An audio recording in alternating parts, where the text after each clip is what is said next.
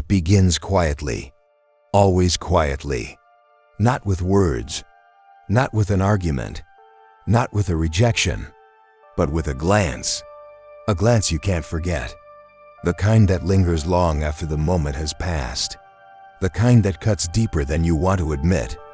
It's the look a woman gives when she sees something in you, something you tried to bury. It isn't your job. It isn't your car. It isn't your body. It's something else. A crack, a fracture, a weakness you thought no one could see. But she does. She feels it before you even speak. Arthur Schopenhauer, the philosopher who wrote with fire instead of ink, warned men about this hidden weakness long before most of us were ready to hear it. He wasn't polite. He wasn't soft. He wasn't gentle. He was brutal. And his warning is this: women have an instinct for weakness that men cannot comprehend. They may not always know what they want, but they always know what they cannot respect. Most men live their lives behind a mask. The mask of the provider, the mask of the nice guy, the mask of the entertainer. You wear it because you believe this is how you'll be loved. You wear it because you've been told women want kindness, generosity, selflessness. So you give, and you give, and you give, until there's nothing left of you but a hollow smile. And at first it works. She thanks you.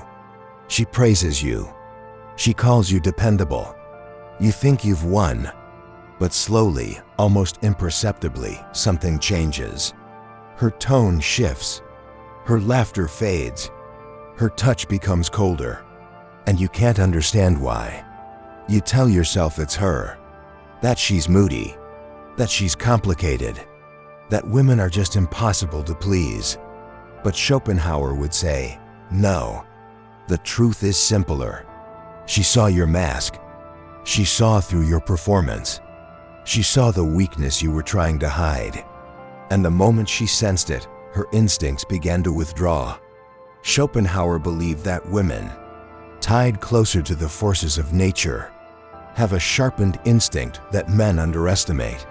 They are not fooled by the surface for long. Not by gifts. Not by flattery. Not by sacrifice. They feel what lies beneath. And what they sense in most men is not strength, but dependence. Dependence on her affection. Dependence on her validation. Dependence on her approval to feel like a man. This, he said, is the weakness that women cannot forgive, because nature itself does not forgive it. Men have been lied to for generations, told that the more you sacrifice, the more you'll be loved, that the man who puts her first always will be rewarded with loyalty, devotion, admiration.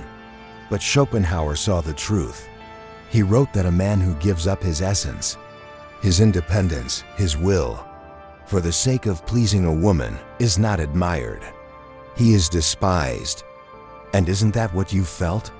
That creeping resentment in her voice, that subtle disdain in her eyes, that sudden coldness when you thought you had done everything right.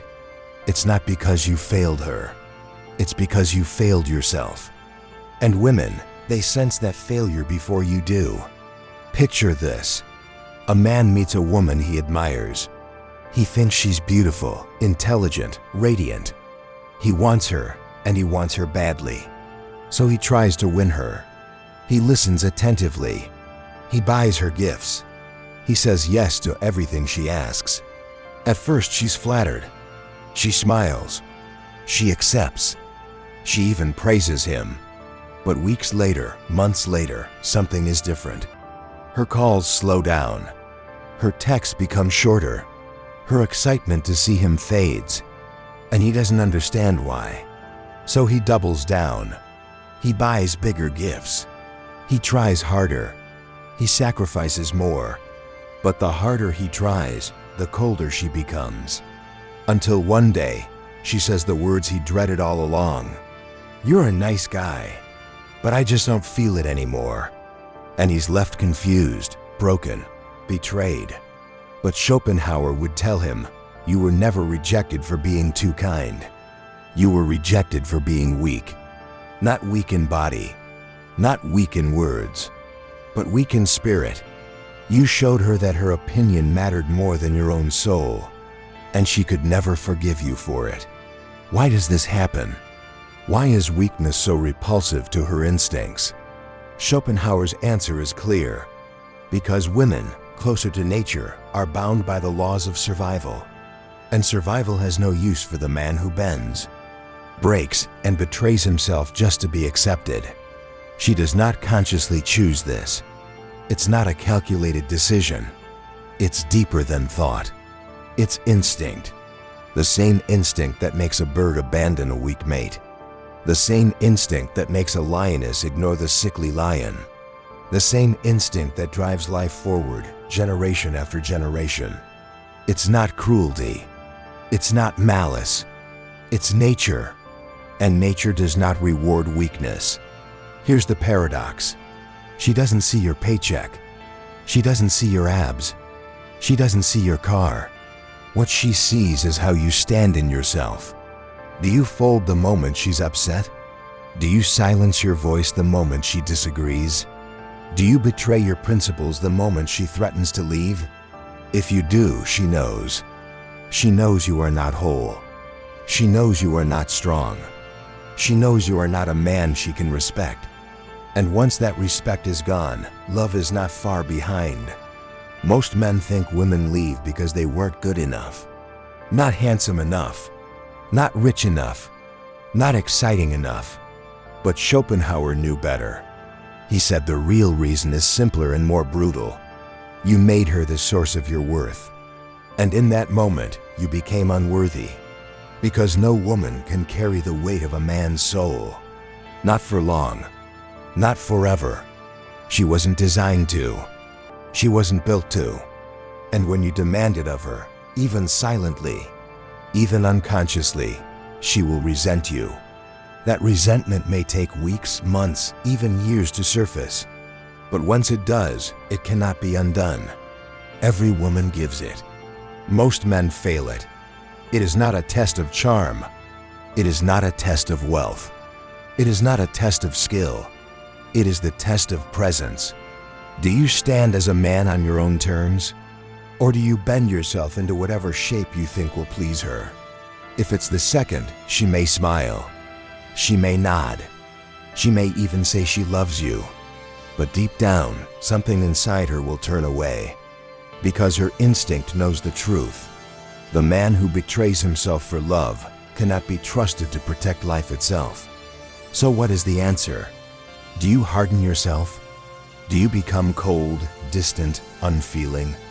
No, that's just another performance. Another mask. Schopenhauer's warning was not to hate women, but to see yourself. To know your own soul before you hand it over to anyone else. To stand in your own strength, even if it means standing alone. Because here is the paradox. The less you need her validation, the more she respects you. The less you chase her approval, the more she is drawn to you. The less you depend on her love, the deeper that love becomes. Not because you manipulated her, not because you tricked her, but because you finally became whole without her. Imagine a man like this. He listens, but he doesn't bend. He loves, but he doesn't depend. He gives, but he doesn't betray himself to give. That man cannot be discarded. That man cannot be despised. That man cannot be unseen. Because he stands not as an actor in her story, but as the author of his own. And that, paradoxically, is the man who awakens the deepest part of her. Not the part that craves comfort. Not the part that seeks safety, but the part that yearns for strength, mystery, and truth. Schopenhauer's words echo like thunder across time. If you betray yourself for her, she will abandon you for him. Not because she is cruel, but because she must. Because nature itself does not forgive weakness. So the question is not, how do I win her love? The question is, how do I stop betraying myself? Because until you do, every glance, every silence, every test will haunt you. Until you do, you will always wonder, What did she just see in me? And the answer will always be the same. She saw the weakness you thought you could hide.